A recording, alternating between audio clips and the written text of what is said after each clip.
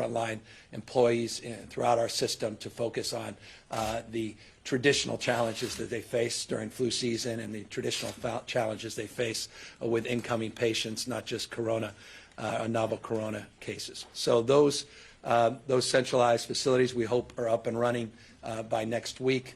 And as I said, we're working overtime to secure the resources and a resourceful mindset to get those operationalized. In addition to that, as you know, we're still able to send tests out of state partners with the other commercial lab, and we now have 4 other points of testing in the state of California, with Stanford doing tests now, UC LA, UC San Diego, and the City of Hope. Those 4 hospitals are also providing tests in addition to Quest, in addition to the 18 state labs. We have expectation that as early as next week, Kaiser will start testing, and we're working with UC Davis and UC Irvine to complement those efforts. So we'll go from 4 to potentially 7 hospital sites as early as next week, in addition to Quest, which will go from 1 testing facility in San Juan Capistrano to 2 additional testing facilities, we hope, by the end of the month. So I've given you a broad overview of our testing protocols, testing capacity. They are improving, but there's still challenges, and we need to own up to that, and we need to be forthright and honest about what those are. And I'm happy, when I conclude, to answer more detailed questions if you have them on that topic. As it relates to the Grand Princess, 1,963 people are now off the boat as of last night. We have 511 people that we were able to get off the ship yesterday. We hope by the end of the day an additional 476 individuals will get off the Grand Princess, substantially now concluding the more challenging part of this process. This was the day we had hoped to conclude that process, and broad strokes we have. Save the crew, which we discussed would be quarantined on the boat, and now some foreigners that we're also trying to manage, and that is the cohort that we are working overtime to address. We anticipate that by the end of this evening, 1,075 crew members will still be on board that ship. As you know, a few crew members went back on these repatriated flights to Canada and to the United Kingdom. Not all of them, just a handful of them. We're working with the embassies across the world, but all of them, most of them in the Bay Area that we have been in contact with, the Embassy of Korea, South Korea, Japan, India, Philippines, substantively, to address the needs, not only the crew, but the remaining foreigners that are still on board. We have 3 flights scheduled to Miramar today, 1 to Dobbins in Georgia. As you know, Laughlin is only accepting Texas passengers, not American citizens that are not from Texas. That's disappointing. Folks in Georgia are doing more, and the people, of course, the state of California have always done more. That is not helped in our logistics, to be candid with you, but it is what it is, and that's why there are no additional flights into Texas. They're only taking Texans. They're not taking other American citizens, unlike Georgia and unlike the state of California. We are well aware, as you have all reported, of some logistical issues that have been frustrating as it relates to provisions on the Air Force bases for these passengers that have come off the Grand Princess and have gone to our military bases.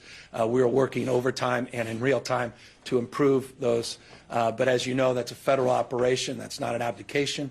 But we have little jurisdiction on those military sites. But we certainly are strongly supporting those efforts and are hopeful that we'll see a substantial improvement as those individuals go to these sites and are quarantined for that 14-day period. You know that there were a number of people off the ship that went to hospitals. As of last night, there were just 8 individuals remaining in those hospitals. The rest have been sent to multiple sites. 2 sites that we have secured, one Silomar, state park site. We're putting individuals into some of our assets on that state park. Again, there are state parks, and then there are parks that have substantial inadequate facilities. This is one of those state parks with substantial infrastructure and facilities.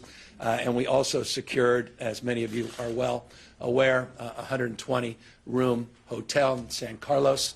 And we've been working very collaboratively with the county down there, local authorities, and that will provide access for those individuals that were otherwise in our acute care facilities and our hospitals to be transported to these locations.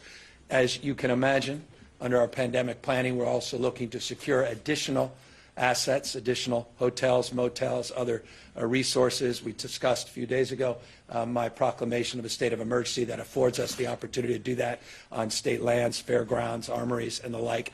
I'll talk to you in a moment about our executive order that further advances that cause as well. So that's broad strokes where we are with the folks coming off the ship. For what it's worth, we had 4 people yesterday, or rather, excuse me, 5 people yesterday that also went to the hospital. We expect potentially a few more today. Again, very manageable, and obviously we are encouraged by the fact that the original 36, only 8 remain, which suggests their health is much better than was originally assumed, and that's very good news. For those of you curious how many people have come off the ship that have been tested positive, those tests are happening in real time. We are aware of a number of people that have been tested positive that have come off the ship, in addition to the 21 that were originally tested, 2 that were passengers, 19 that were crew members, 1 in Canada and 1 down in Miramar. But that information's coming in real time. That's all I know about those individuals at this stage. We will be collecting that data and providing it as soon as we are in receipt of that information. As you know, many of these people have just arrived on these sites.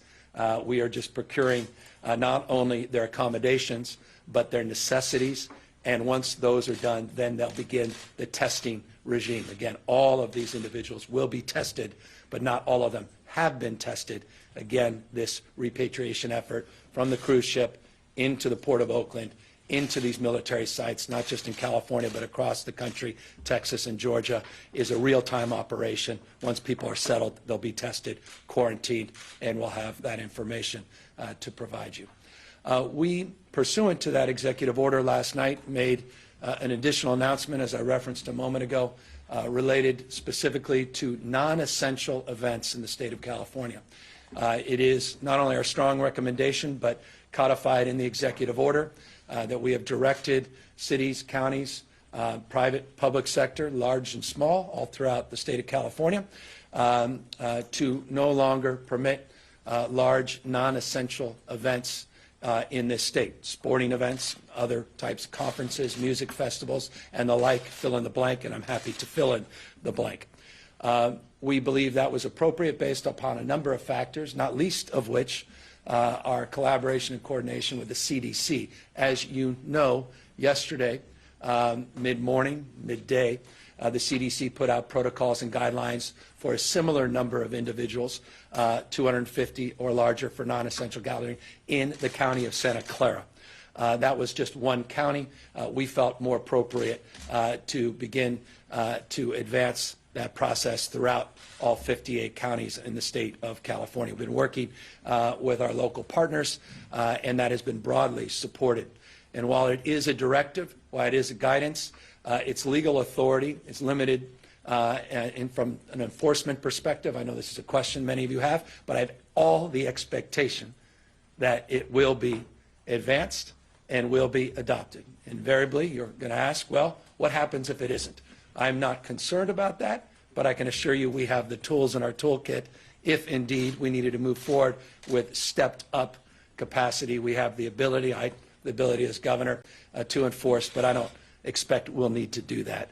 I think people recognize the importance of this moment and the importance for non-essential events to limit that social interaction and the mixing of different groups, particularly for our seniors and those with compromised immune systems. And in that respect, we have also put out guidelines to limit to 10 the number of individuals in those categories that come into congregate settings, that come into contact with one another. So those are the protocols we put out. Those are the parameters. Invariably, I think you're going to see this not only across the state of California, where we have seen this pursuant to our directive last night, but across other parts of the country very shortly. So that includes all large athletic events. That includes, obviously, not just private concerts and private functions, large conferences and the like, but clearly sporting events that would impact not just the NBA with their unique set of circumstances, but Major League Baseball, which is moving towards opening day very shortly, and others. That directive is effective for the rest of this month. We will extend it as necessary, and it's likely it will be extended. We didn't want to put a firm timeline, but we want to give people a sense of what to expect. And we've been socializing that throughout the state over the course of the last 24, 40, 48 hours. It does not include, at the moment, and I can explain, and I will explain why, casinos, card rooms. It does not include right now theaters, and it does not include large parks like Disneyland. Conversation with Bob Iger yesterday. We've been meeting with our partners and our tribal nations. We've been meeting with leaders of those respective industries. The complexity of their unique circumstances requires additional conversation, different kind of engagement, and in real time we're in those conversations and engagement. The reason we didn't do it was because of the complexity of their unique circumstances, but I assure you we are moving quickly and effectively towards a resolution in those spaces. And again, this is with the advice and counsel, not only the folks behind me, but with the direct engagement of those individuals that would be impacted. They raise enough legitimate concerns and questions in the short run that we felt it appropriate to exclude them from this general order today and advance those conversations with earnest later this afternoon, and hopefully have some clarity and guidelines in the very immediate future in terms of those venues. Final point on the executive order, there are a number of things included in that. I referenced that the issue of finding access to hotels and motels and sites where we can quarantine and isolate individuals. That is ongoing and has been quite successful. We're looking for folks to find similar assets down in Southern California and San Diego area, Solano. And by the way, thank you to the elected officials in Solano. Thank the community in Solano for stepping up, doing the right thing, and disproportionately meeting this moment. I just can't repeat that enough, how proud I am of that community and how complimented I am by their elected representation and their willingness to work with this administration and the federal government throughout. But we do have in this executive order the ability to commandeer existing private sector assets, including hotels and motels. That was one of the directives in the executive order. Another directive in the executive order allows for the ability for individuals that are impacted by COVID-19, the coronavirus, not to face penalty and fines associated with their tax preparation for state taxes. This is not completely dissimilar to the federal rules that were advanced by the President yesterday. We'll do the same or similar rulemaking pursuant to that executive order for state taxes. We also are looking to waive the 1-week requirement on unemployment insurance and the 1-week requirement on disability insurance, i.e. sick leave. And so we have already directed our Department of Labor to do just that, and that, again, was codified in that executive order that was signed last night. Bagley-Keene issues, Brown Act issues, folks at home may not know what those mean. Every one of you knows and understands those things intimately. Those provisions and those appropriate protections for public transparency and accountability to the public are being preserved, but telephonically, through technology and through other means and mechanisms. We laid those out, a full page our executive order just lays out the details of Bagley-Keene and details of the Brown Act, but still provide public access, still provide the ability for the public to be notified, but still allows us to conduct ourselves at the state and local level with the public trust always front and center. And so that is another part of that executive order. I can continue, but want to just highlight one additional two additional more substantive parts of the executive order that has to do with the issue of lab testing and scope of practice, and the issues related to EMS and paramedics as it relates to scope of practice, and the issue of being able to get retired annuitants to be part and participatory of this moment and allow folks out of state to come in and be part and participatory to meet this moment.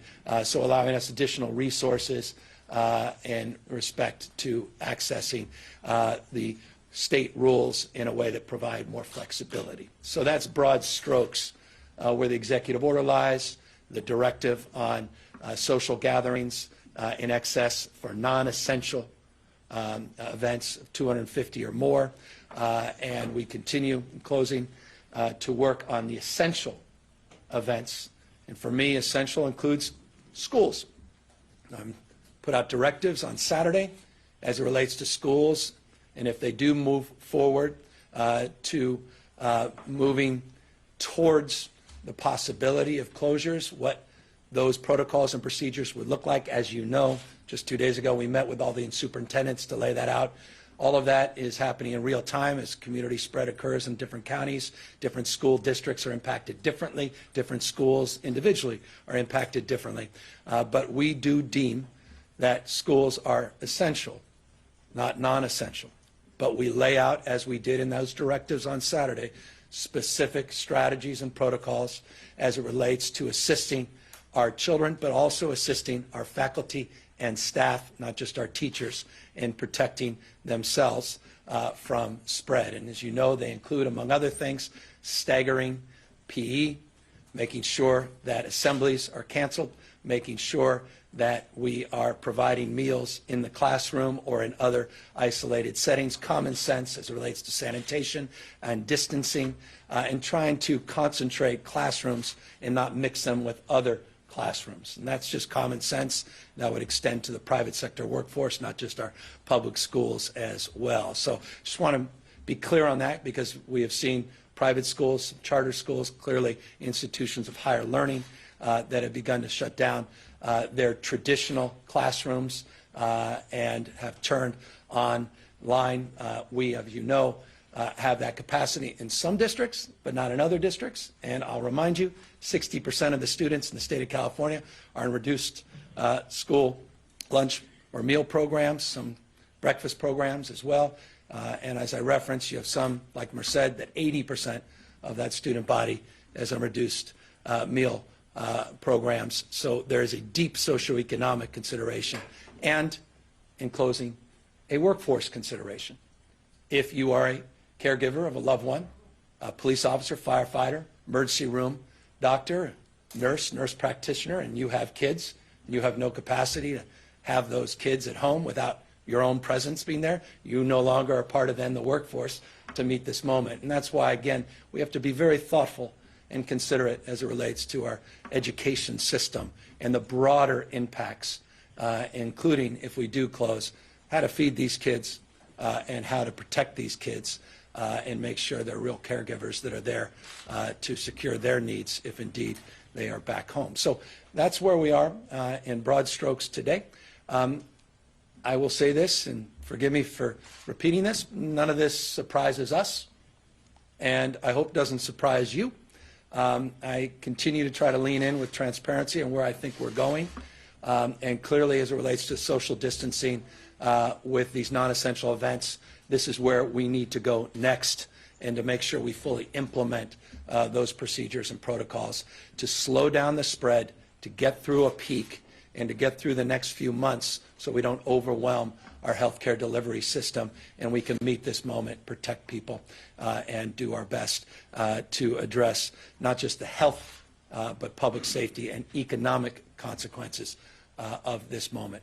And so with all of that, said, we're happy to answer any questions. Governor, you mentioned that some of these tests don't have all of the components. Does that mean you can still use them? So do we still have the capacity of 8,000 tests if you don't have all the components? We have 8,227 tests that we believe we have the capacity to conduct. And we are distributing those throughout our system, not just the state labs, but these local labs. But there's 18 labs in that system currently. 19 labs are in possession of test kits. 18 are currently utilizing those test kits. To the extent there are backlogs in certain local labs because they don't have all the components, we have already engaged Quest to then begin to test those backlogged kits to the extent they don't have all the components. As of this morning, we do not have any backlogged tests.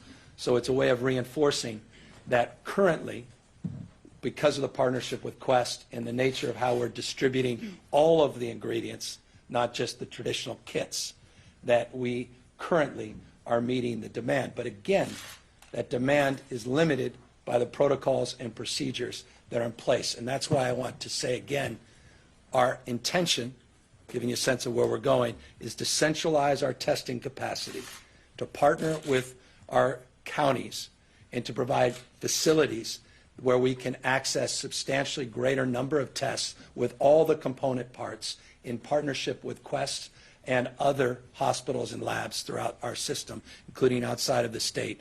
And those protocols and procedures are being put in real time. Again, 2:30 today, we have another follow-up meeting, and we'll be announcing in detail what those look like and how you access those. So there not be yet the drive-by facilities that you are seeing, and many of you reported about in South Korea and elsewhere yet, but these will be stepped-up capacity for people that would allow us to bypass the current restrictions on testing that are in place today.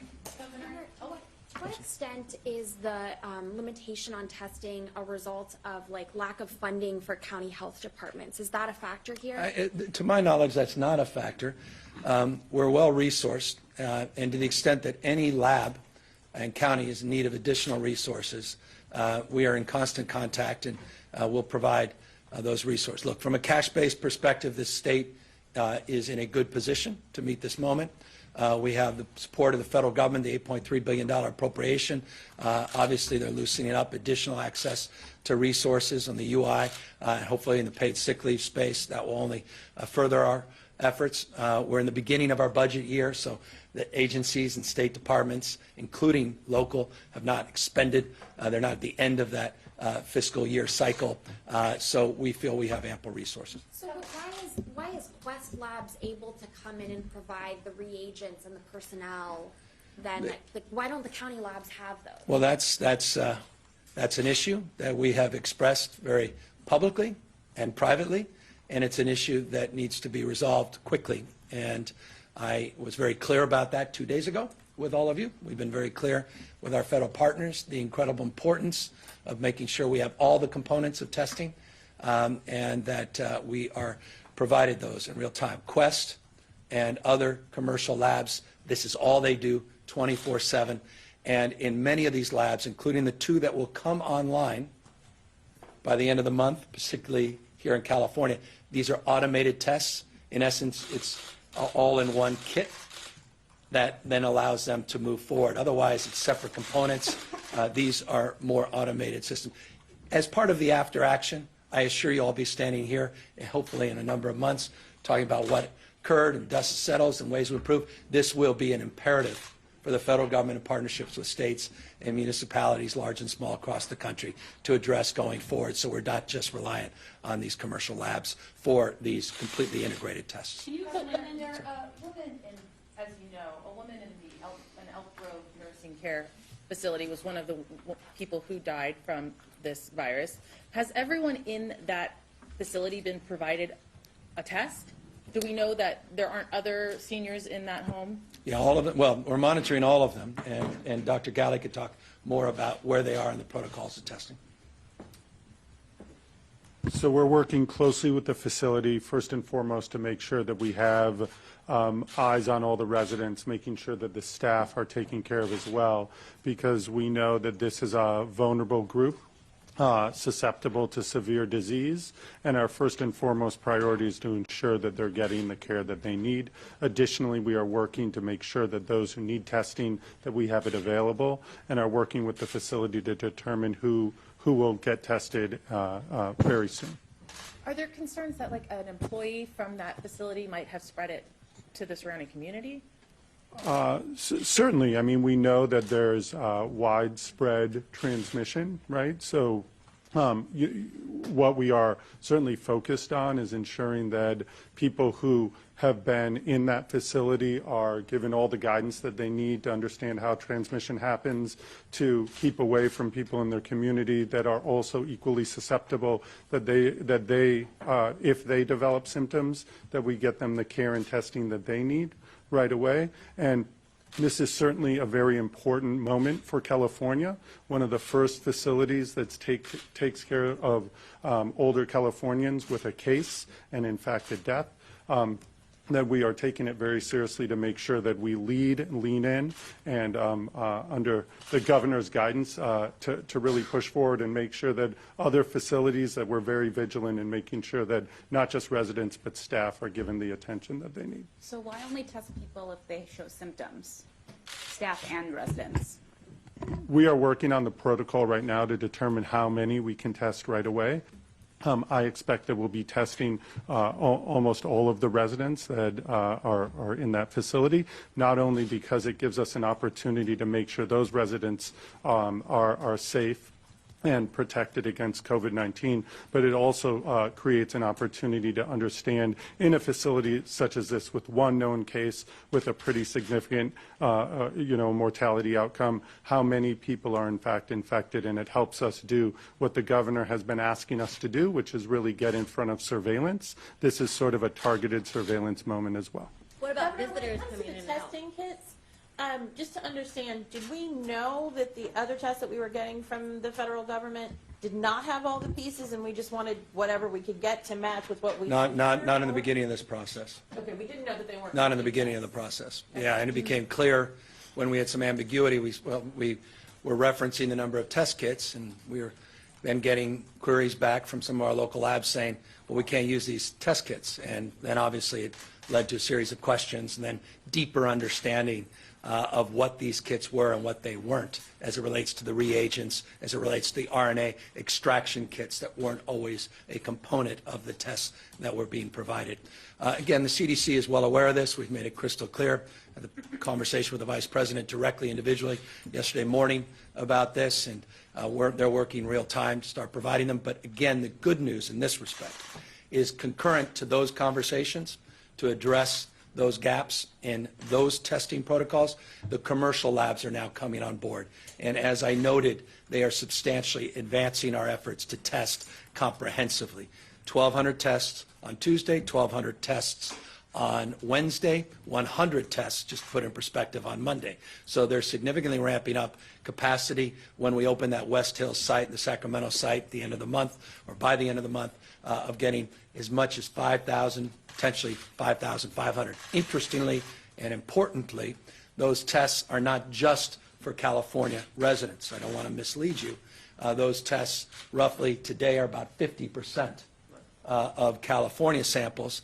These are testing labs that are absorbing people from out of state. Accordingly, we know doctors are sending tests out of state individually to commercial labs for the benefit of California residents as well. What we are putting together, and we'll start providing this information, is a aggregated number. I gave you the number of tests we've done to date in terms of the 1,575, but we have now, with these hospitals coming online, not just the labs coming online, we are going to have to collect all of those all that data and begin to report that. And as we increase the number of testing facilities, including these congregate sites and these community sites, the testing numbers are going to start increasing significantly.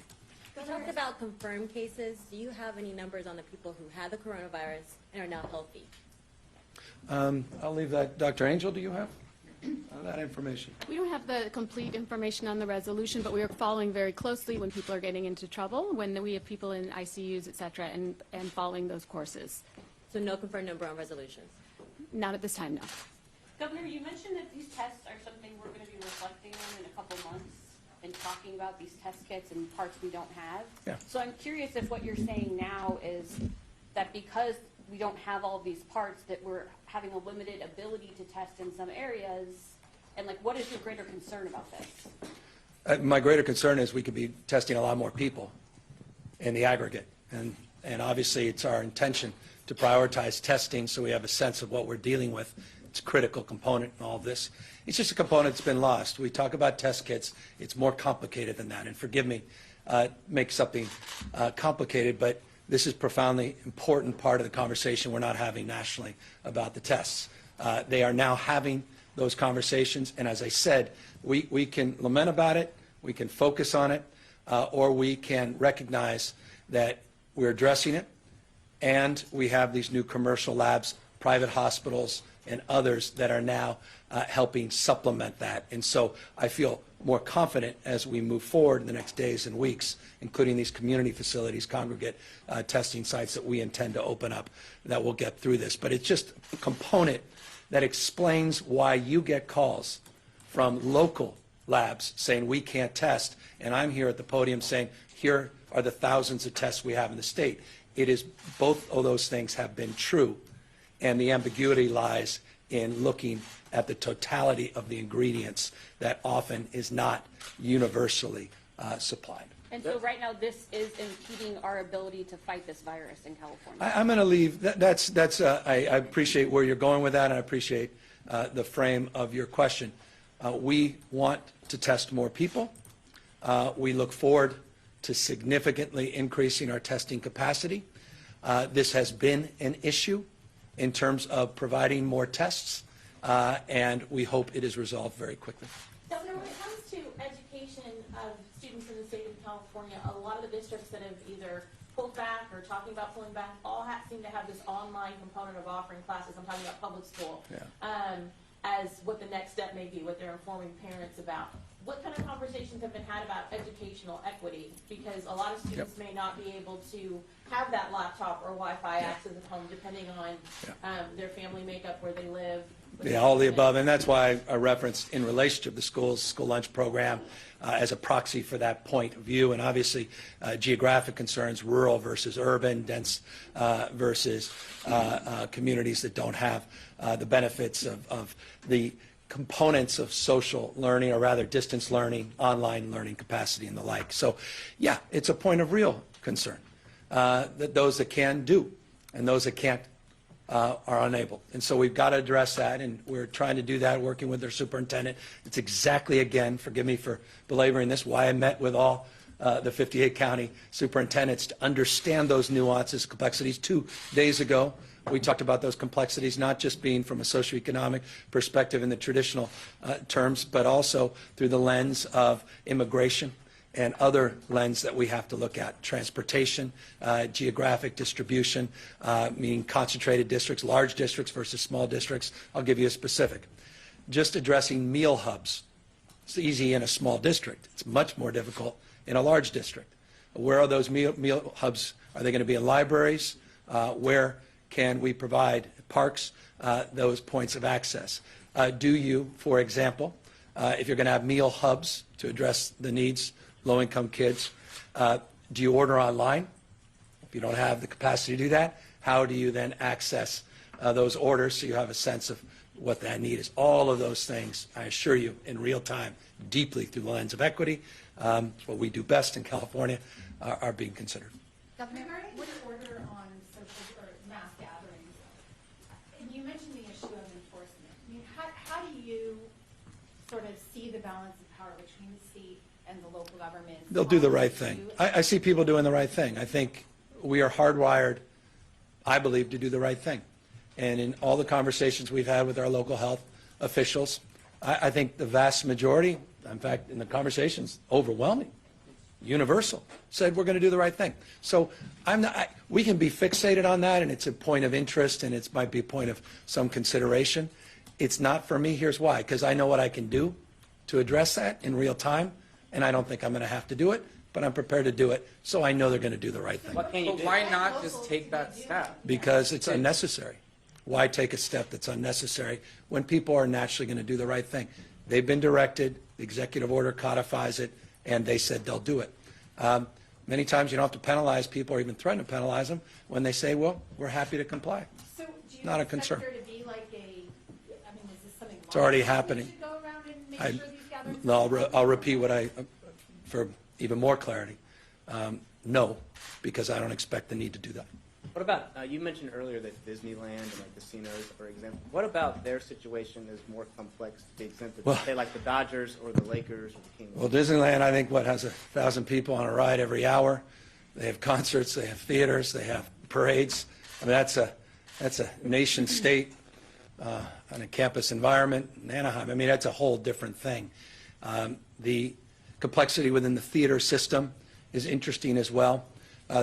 They are advancing some social distancing protocols. They're looking to stagger, just as your seats are currently staggered, the show times, et cetera, and new considerations of queuing, lines in their facilities. They're working with us in real time on those protocols, and they are providing hybrid considerations for us, and that's why we agreed to work with them to address those issues and to provide guidance with them. It includes casinos as well. As far as amusement parks, it goes beyond Disneyland. Have you been talking like Universal? Correct. Six Yeah, Flags? so Jeff Shell, we've been in contact with all of them, and we'll continue to work collaboratively with them, but that is correct. Does not include amusement parks. I asked you this last time. I mean, how is your administration and your close advisors? How are you guys functioning? Have you been tested? Has your family been tested? You know what? I will test any other human being that's older than me. They deserve a test before someone like me deserves a test. So the answer is unequivocally, absolutely no. I have no symptoms, and you know what? Even if I did, I'd prioritize people that need it the most. The last thing we need to do in this circumstance is take care of ourselves without taking care of the people. And so my priority, my administration's priority is you first. But that said, I care deeply about our team members and care deeply about their families, and they're doing common sense things that you are doing, and they are practicing what we're preaching in real time, including on the issues of how best to conduct the business of government. And as I noted to you 2 days ago, CalPERS and others are already doing that. In fact, I think we have today our Future of Work Commission. Now, one person is in the same room, so we're already practicing. Forgive me, Zoom just got a little nod. We're using Zoom to bring everybody online, and so that's just one of many examples of what we're doing, the kind of things you and I, everybody else should be doing. Are your kids still in school? How should things happen here in the Capitol? I mean, this is the place of mass gatherings. That's We're the working, nature of- yeah, we're working with state parks on tours, and we'll have some guidance very soon on that. But there's school groups walking around, there's 100 people up in the health committee. That's right why now. we're working with state parks, and we're going to give you guidance on that in real time. We're working with legislative leaders in real time. You saw the Pro Tem put out a press release. We are working with her. The Bagley-King components, the Brown Act components were essential in terms of them moving to the next step. Those were afforded officially in the executive order last night, and in real time we'll address their needs. But let me say this. We won't just address the needs of elected officials. We'll address the needs of the janitors here. We'll address the needs of the workers here, the folks that are in contact with more people than anybody else, and the security that's afforded here. Everybody deserves that same level of consideration. So there is no hierarchy here.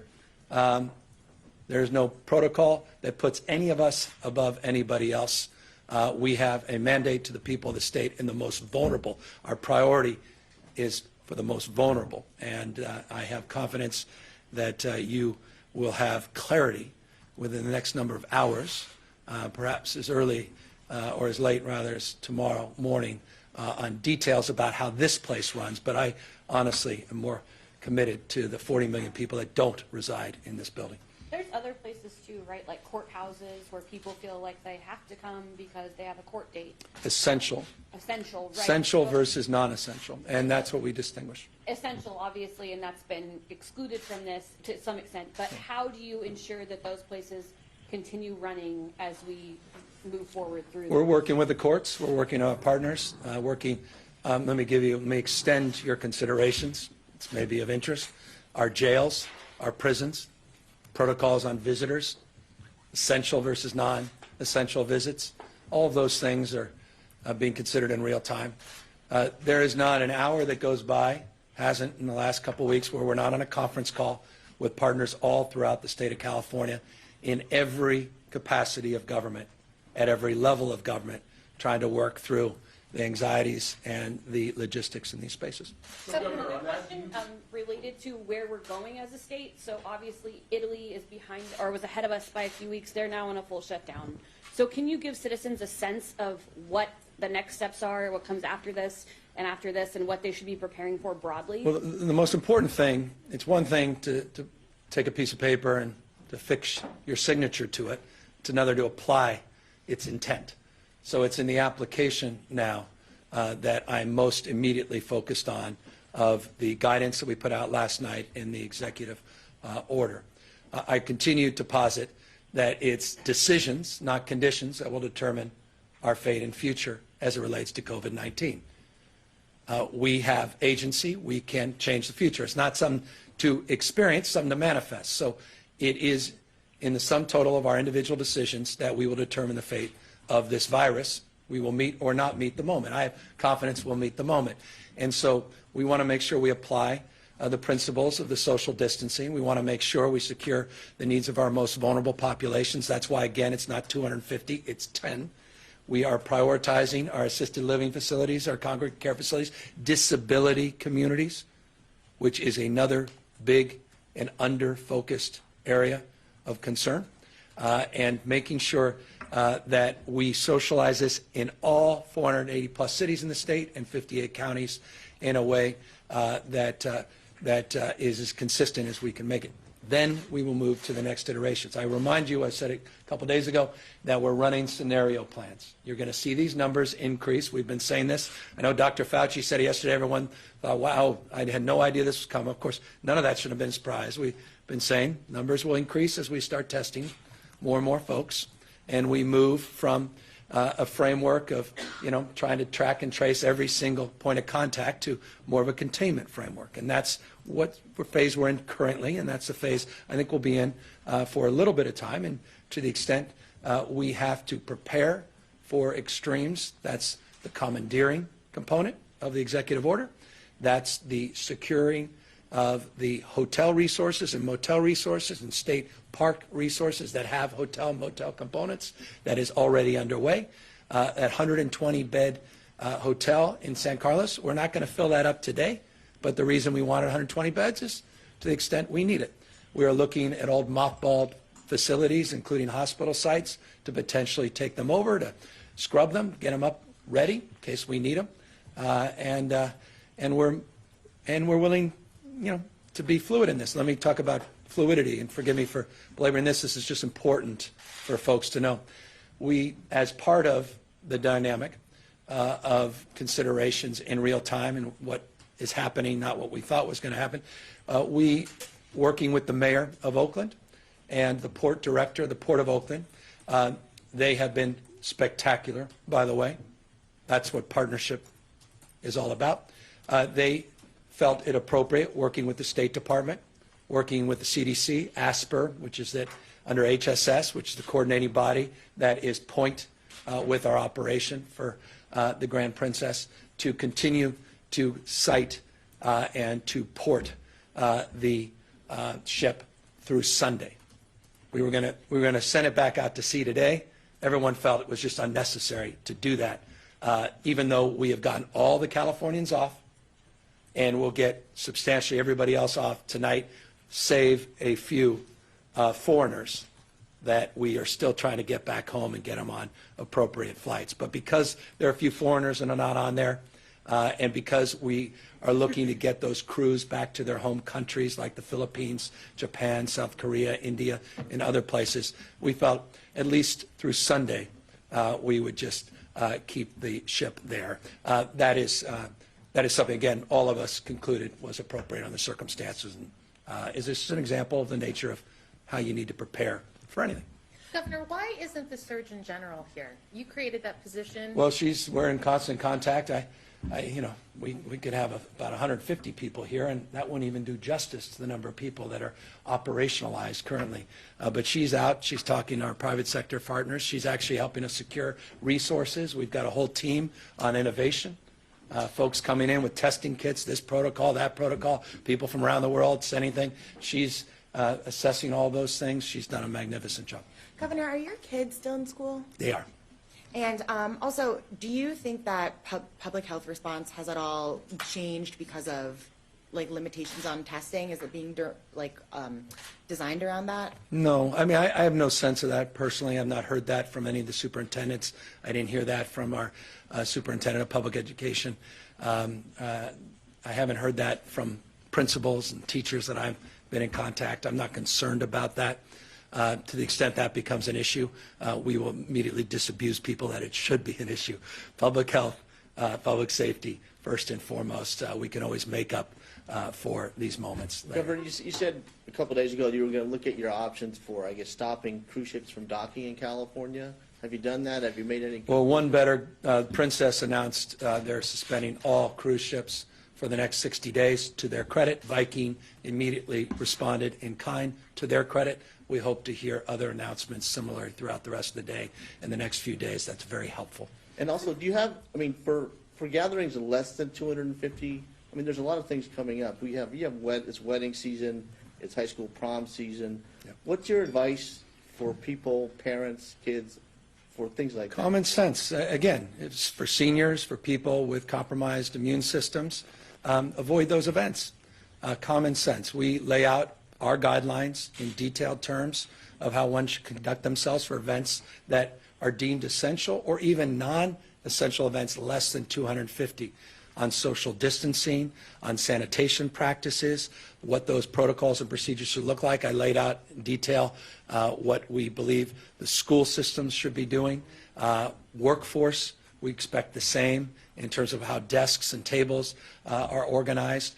Outdoor venues, we distinguish from indoor venues. If you're in a meeting hall in a basement, that's very different than being out in a large public park. And so all of those things have criteria and consideration that have to be tailored through the application of something that is available to all of us and is a renewable resource, common sense.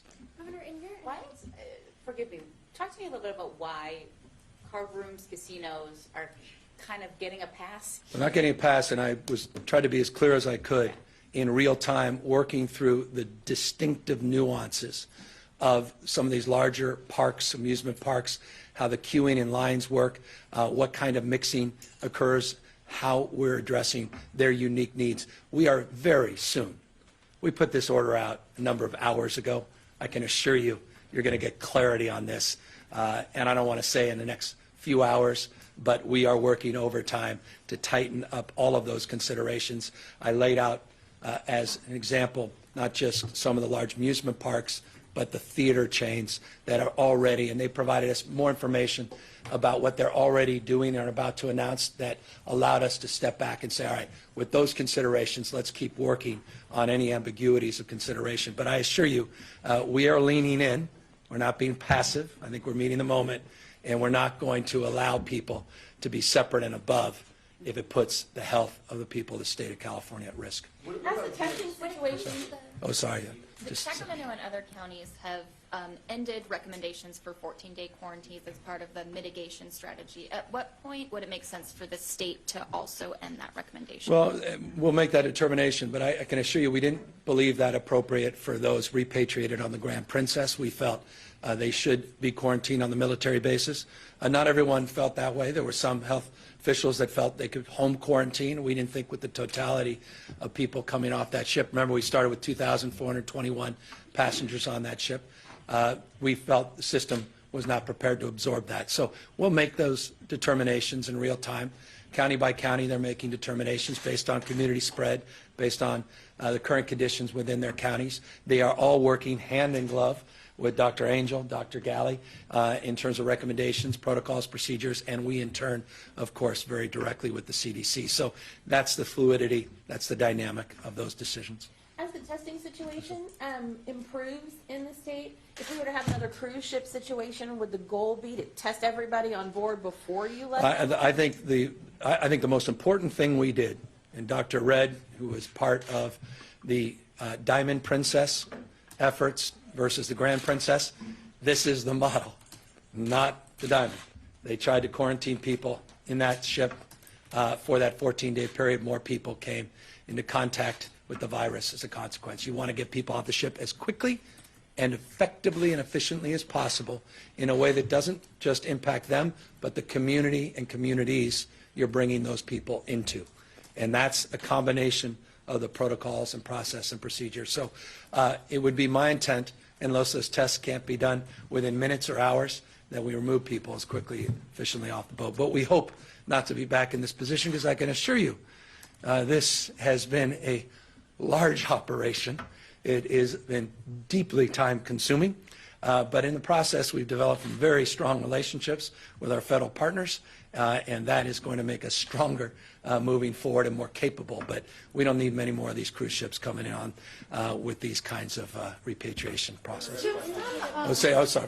You indicated last night that you were going to do something to sort of help the businesses who are going to be impacted by your executive order on, canceling large gatherings. Can you give us a sense of what you're planning? Well, the unemployment insurance indirectly impacts sick leave, will indirectly impact tax, will be not only for individuals, but the tax waiver of penalties and fines is also for businesses. So those are just some pragmatic, specific issues that were laid out in the executive order I signed out last night. We are working very collaboratively with Speaker Pelosi, who's been magnificent. She has our back. She has the American people's back, but substantively, folks in her district and in the state, and she's been deeply connected, not just individually with me, but her team and our team on where we can best utilize federal support that would help address the anxieties, particularly of small and medium-sized businesses, particularly in the service industries, the hospitality industries that will be disproportionately impacted, specifically wage earners that don't have the benefit of unemployment insurance and benefits of workers' comp, do not have retirement benefits that they can access and the like. So you have folks that are part of our contribution platform economy, the gig economy, broadly defined. You have folks that are independently working 1-2 jobs as a waiter here, busboy there. Those are the folks that we are most sensitive to in terms of needs. And we have Lenny Mendonca here, who runs our economic development work in the state, who has been working 24/7 to try to organize our requests to the federal government, and is working with Keely Bosser and our finance team to the extent the state can provide appropriate support. But the state did, in that process, develop the framework for this executive order that begins to help support those in need. Governor, is the cruise ship industry paying for any of this, the cost? Yeah, we'll assess the cost. Trust me, we have a detailed ledger of costs associated with this, and local, regional, state. Oh, come on. We're not prepared to answer that question right now, because those dollars are happening in real time. We're focused first on public safety, public health, but we'll have those numbers. And to the extent, cost, I can assure you, this was substantive to the conversation I had with the President of the United States and the Vice President, that's not a factor as it relates to taking care of American citizens. It was never going to be a factor with the repatriation of those 6 flights, not ships, that originally came into the state of California. While those may have been discussions, we were absolved of any anxiety related to those repatriation missions. That's not an impediment in terms of doing the right thing. Some people have been very critical of President Trump and his administration's response to this pandemic. You have been very critical of him on other issues, but not on this. Why? Because I'm working to solve problems, not create problems. I'm willing to put aside our differences on a lot of issues to meet this moment so I can meet the needs of the people of the state of California. And I think we're better off when we're working partners, not sparring partners. and I call balls and strikes. I think you guys have heard that from me on ad nauseum occasions related to wildfires, related to earthquakes, and I've been consistent. When we are working well together, I express it. When we're not, I'll express it. And I have nothing to say to create a wedge, because I would be lying to you. I'd be making something up to fulfill some political lane or some political purpose. And I'm not here to solve for politics. I'm here to solve for public safety and public health. We have a question on the phone, Governor, if you don't mind. Okay, thanks. We have Laura Mahoney of Bloomberg Law. Hi, this is Laura Mahoney, Bloomberg Law. Hey, are you quantifying or looking at what the economic impact will be to state revenues? And then are you considering any kind of other economic stimulus type measures to address the downturn in the economy that this could? So it was just a few weeks ago. Let me answer that specifically, but first let me contextualize the world we're living in. I gave my State of the State a few weeks ago. I made the point where I have 119 consecutive months of net job growth, record low unemployment, record reserves, bond rating that's the highest it's been in 2 decades, and running an operating surplus that we estimated conservatively at $5.6 billion. I mentioned 48 hours ago that we had anticipated a slowdown in the growth of the American economy, and we had referenced, or rather, we had incorporated that into our January budget. I referenced to a number of you individually, now I'll do it as a group, that our December and January numbers as it relates to the S&P and where we thought the markets would be are actually higher than we had projected in our January budget, and that we had a good month or two of cash revenue that exceeded some of our early projections. We are uniquely positioned to meet this moment. That said, the economic disruption is profound and it is real, and clearly it's going to have an impact on our state treasury. Too early to determine what impact. You watch the markets like watching, whatever you watch, but it's, when I sat down this morning, it was down 2,000. When I got out of the meeting, and 10 minutes later, it was only down 1,100. So if we live in that moment of anxiety, then my answer may change moment to moment. But I can just say this. As of yesterday, we're about 12% off our projections on the S&P. As I noted, the S&P was about, 3120 is where we expected to be at the end of Q1 of this year. It's obviously not at 3,000, not on 3,100. But 12% is not 70%. It's not even the 20% that was identified through the bear market identification yesterday. So we're assessing that. Again, we're in a unique position. California is a nation state. It's a dynamic economy, but it is an international state in this respect. We are interdependent. And trade and commerce in our ports of Long Beach, ports of LA, obviously we're number one in two-way trade, number one in manufacturing. That is going to impact the state of California. No one's naive about that. And of course, we're a dominant tourist economy.